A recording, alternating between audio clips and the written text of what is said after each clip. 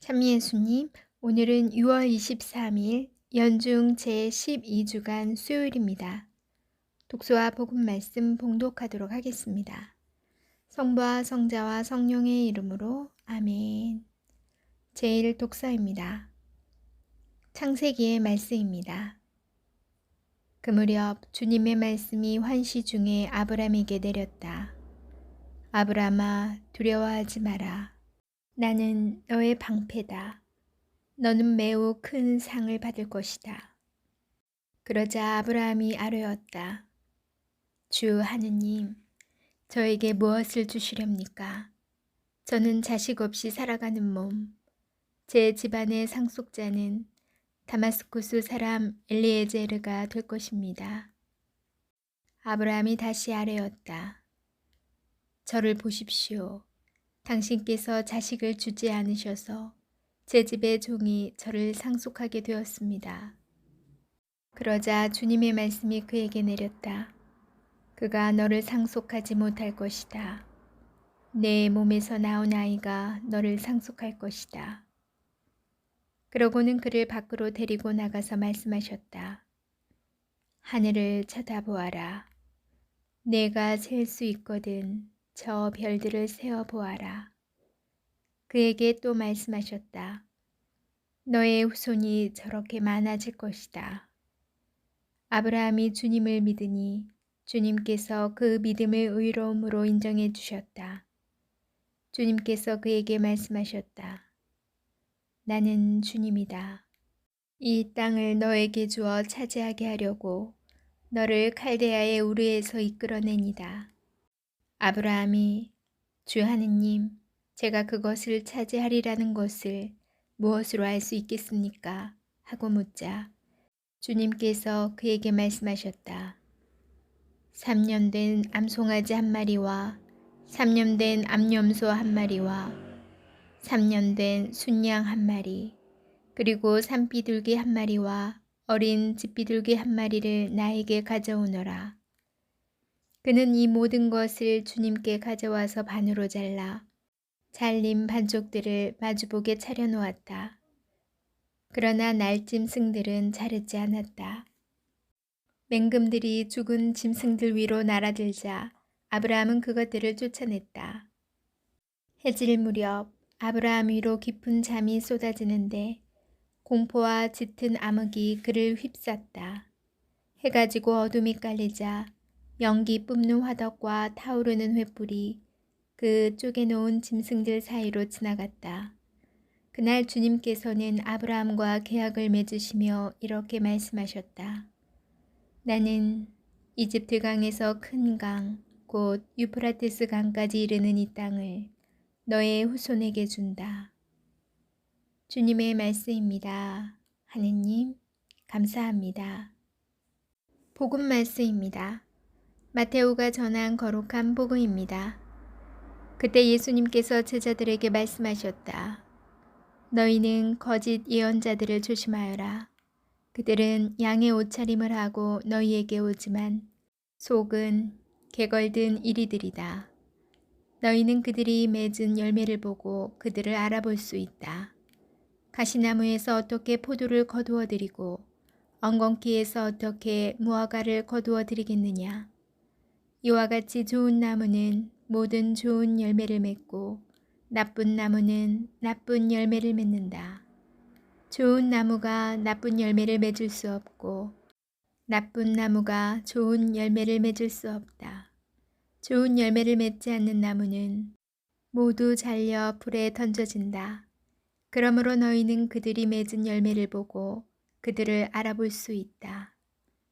주님의 말씀입니다. 그리스도님 찬미합니다. 잠시 묵상하겠습니다. 예언은 두 가지 의미를 담고 있습니다. 첫째는 지금 현재의 이야기가 아니라 미래에 다가올 일들에 대해서 이야기하는 것입니다. 이것이 우리가 일반적으로 알고 있는 의미입니다. 둘째는 하느님께서 예언자에게 맡겨주신 말씀입니다. 이 의미는 지금 그리고 여기에 전해지는 하느님 말씀입니다. 구약 성경의 예언서는 미래의 이야기를 예고하기도 하지만 더 중요하게 다룬 것은 현재가 강조된 예언입니다. 문제는 하느님께 위탁받은 말씀을 전하는 하느님의 예언자들이 거짓 예언자들에게 탄압을 받는다는 사실입니다. 참 예언자들은 자신들의 이야기를 하지 않았습니다.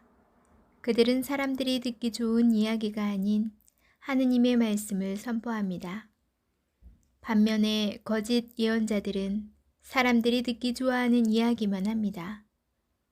그들은 임금의 귀에, 통치자의 눈에, 권력자의 마음에 드는 이야기만 합니다. 거짓 예언자들에게는 하느님이 아닌 권력자들이 중심에 서 있습니다. 예언의 의미가 왜곡됩니다.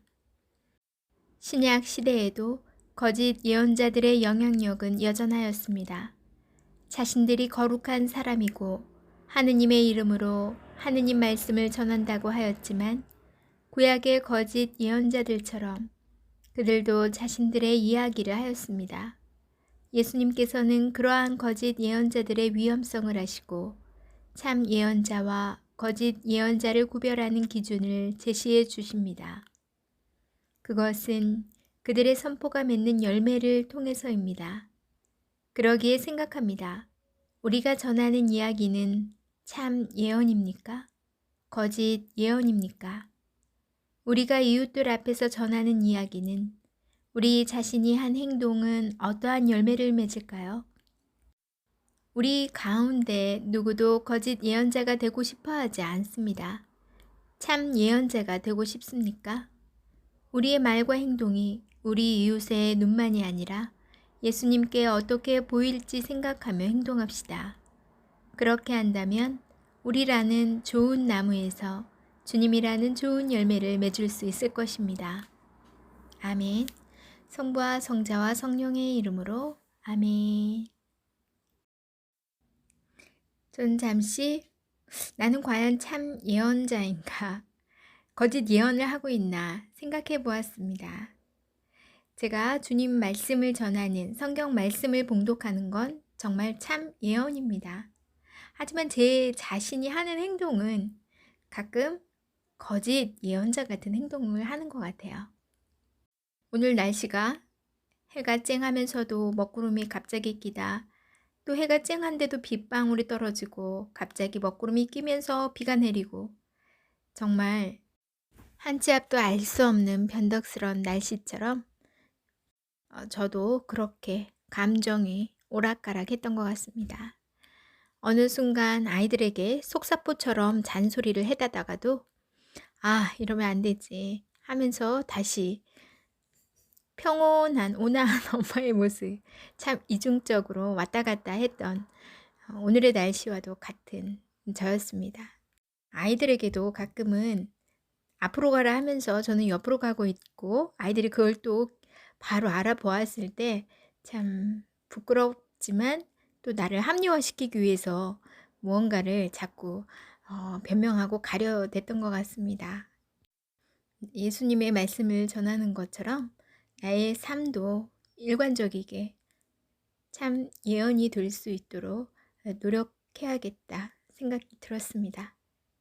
여러분들도 봄 날씨처럼 또 요즘 오늘 같은 오락가락하는 변덕스러운 날씨처럼 왔다 갔다 하지 마시고 일관되게 늘 참 예언자의 모습으로 살아가시기를 기도드립니다. 좋은 밤 되세요. 전 내일 다시 만날게요.